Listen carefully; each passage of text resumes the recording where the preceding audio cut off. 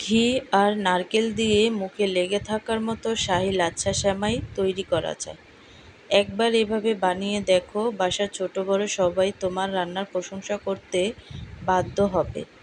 চলো এই ঝটপট আর লোভনীয় রেসিপিটি শুরু করি। তো হাই গাইস, আসসালামু আলাইকুম, welcome back to my channel. কেমন আছো তোমরা সবাই? আশা করছি ভালো আছো। আল্লাহর রহমতে আমি অনেক ভালো আছি।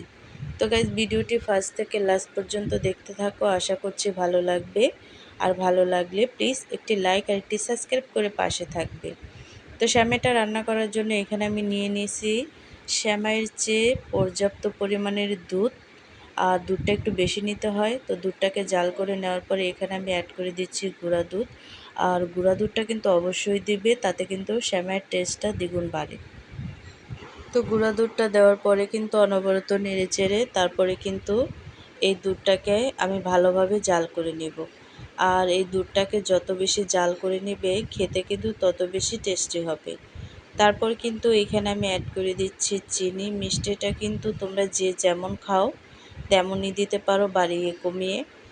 তো আমি এখানে যে মিষ্টিটা দিছি সেটা কিন্তু পরিমাপগত হবে। তো চিনিটা দেওয়ার পরে কিন্তু অনবরত নেড়ে চেড়ে জাল করে নেব।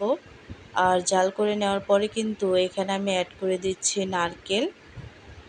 তো কোরানো নারকেল দেওয়ার পর দুধটা বেশিক্ষণ জাল দিও না, এতে নারকেলের মিষ্টি ফ্লেভারটা ঠিক থাকে। আর এখানে আমি অ্যাড করে দিচ্ছি ঘি। ঘিটা নামানোর কিছুক্ষণ আগে দিলে ঘ্রাণটা একদম টাটকা থাকে। তো তোমরা চাইলে মাঝখানেও দিতে পারো বা লাস্টের দিকেও দিতে পারো। তো সবগুলো উপকরণ দিয়ে ভালোভাবে অনবরত নেড়ে চেড়ে আমি দুধটাকে একটু জাল করে নিব। আর নেওয়ার পরে কিন্তু এখানে আমি অ্যাড করে দেব বাদাম কুচি। আর এই বাদাম কুচিগুলোকে একেবারে মিহি কুচি করে তারপরে কিন্তু আমি অ্যাড করে দিচ্ছি। আর এটা একেবারে কুচি করে দিলে সেমাই যখন নাকি তোমরা খাবে দাঁতের নিচে পড়লে কিন্তু অনেকটা ভালো লাগে। তো সবগুলো উপকরণ একবারে দিয়ে তারপরে কিন্তু আমি ভালোভাবে জাল করে নিচ্ছি।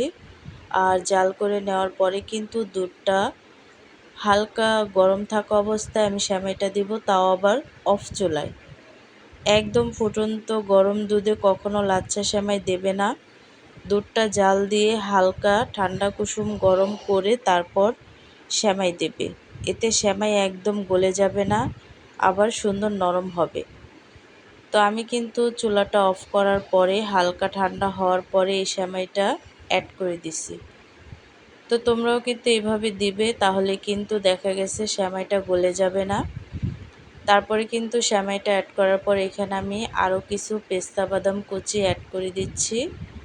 আর বাদামটা যত বেশি দিবে খেতে কিন্তু তত বেশি ভালো লাগে। তো দেখো, বাদাম কুচি আর নারকেল একদম ভেসে উঠছে। তো তৈরি হয়ে গেল আমাদের অসম্ভব স্বাদের শাহি লাচ্ছা সেমাই। দেখো এটা কতটা ক্রিমি আর লোভনীয় হয়েছে। মেহমান আপ্যায়নে বা বিকেলের নাস্তায় এটি এক কথায় 100। তো আমি আরও কিছু নারকেল কুচি এবং বাদাম কুচি অ্যাড করে দিচ্ছি পরিবেশন করার জন্য আর দেখার সৌন্দর্যের জন্য। তো নারকেল দিয়ে সেমাইটা খেতে আমার কাছে অনেক ভালো লাগে। আর অতিরিক্ত নারকেল দিয়ে খেতে আমার কাছে অনেক ভালো লাগে, তার জন্য কিন্তু আমি নারকেলটা বেশি পরিমাণে ইউজ করছি। আর বাদাম কুচিটাও বেশি পরিমাণে অ্যাড করে দিচ্ছি। এই যে দেখো, সেমাইয়ের ওপর বাদাম আর নারকেলের লেয়ারটা কত সুন্দর দেখাচ্ছে। আসলে রান্না হলো একটা শিল্প। আমাদের কাজের ফাঁকে ফাঁকে যদি এই ছোট ছোট রেসিপিগুলো আমরা তৈরি করে প্রিয়জনদেরকে অনেক আনন্দ লাগে। আর এই যে এটা আমার অনেক বড় একটা স্বপ্ন। আর তোমাদের এই যে ভালোবাসা আর সাপোর্ট, এটা আমাকে অনেক বড় স্বপ্ন দেখায়।